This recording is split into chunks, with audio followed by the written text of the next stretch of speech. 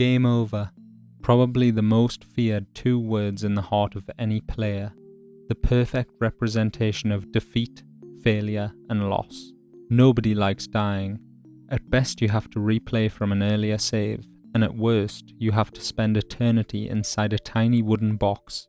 In most games, death really just doesn't work within the narrative structure of the game.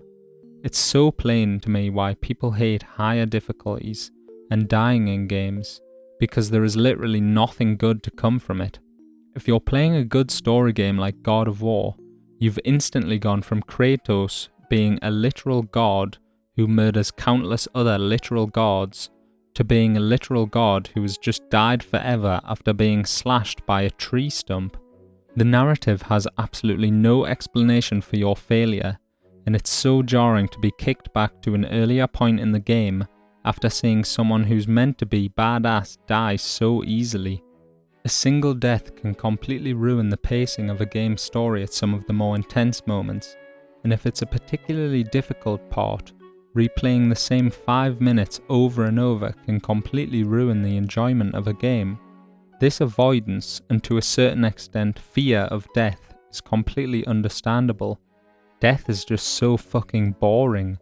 Nobody wants to replay the same cutscene or dialogue over and over because they keep failing, and it's so clear that a lot of games just aren't designed with death in mind. If they were, the story wouldn't just replay over and over when you die. Unlike the hard as fuck games of the past, you're pretty much expected to play every game without dying these days, and if you do die, the game feels almost unfairly hard.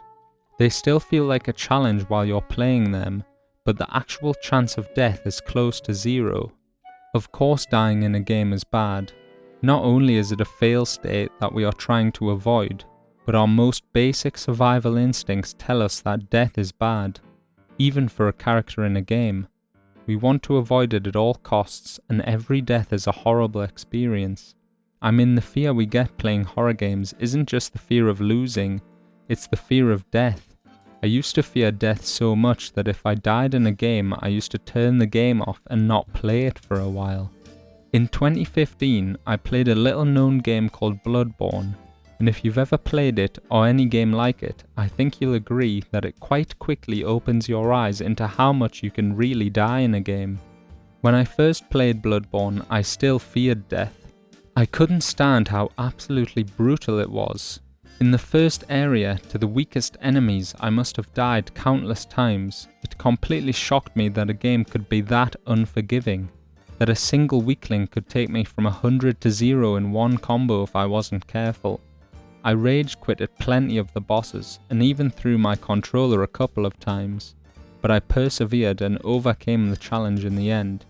But what I didn't realise was something different entirely. I no longer feared death. Even in a ridiculous game like Bloodborne, where death is actually worse than most games, and you lose all your money and XP when you die, because death was made such a normal experience, such a core part of the game, I just didn't mind it anymore. In Bloodborne, unlike most games, where death is a jarring experience at odds with the narrative, here it is actually baked into the lore. You're supposed to die, and after each death you will awake as if waking from a bad dream. Even the NPCs talk about it. Not even death offers solace, and the blood imbibes you. Something about having death normalized by the in-universe story makes it so much easier to accept, with the overall plot not being a perfectly executed mission of some super soldier, but a harrowing trial-and-error ordeal of an immortal protagonist who must throw themselves at the same hurdles again and again, improving each time. Similar to something like Edge of Tomorrow or The Girl Who Leapt Through Time.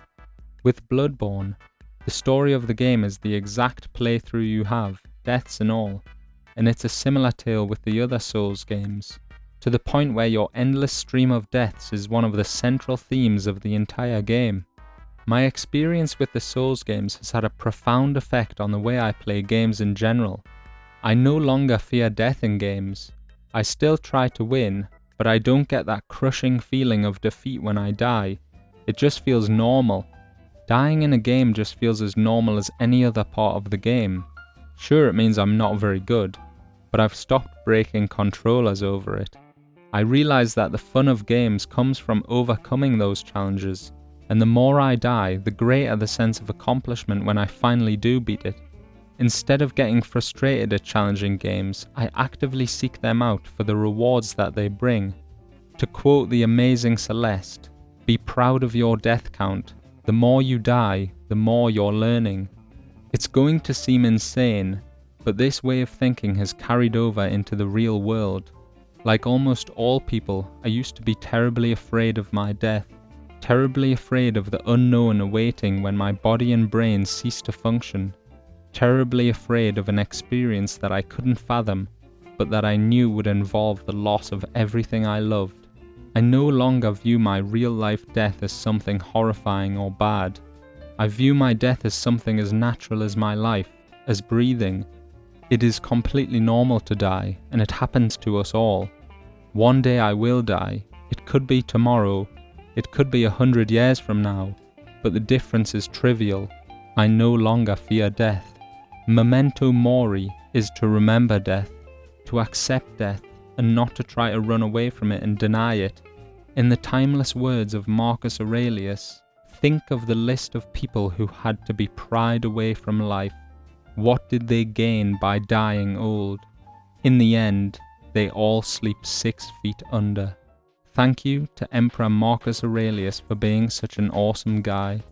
Thank you to Bloodborne for forcing me to accept my mortality. And thank you for watching.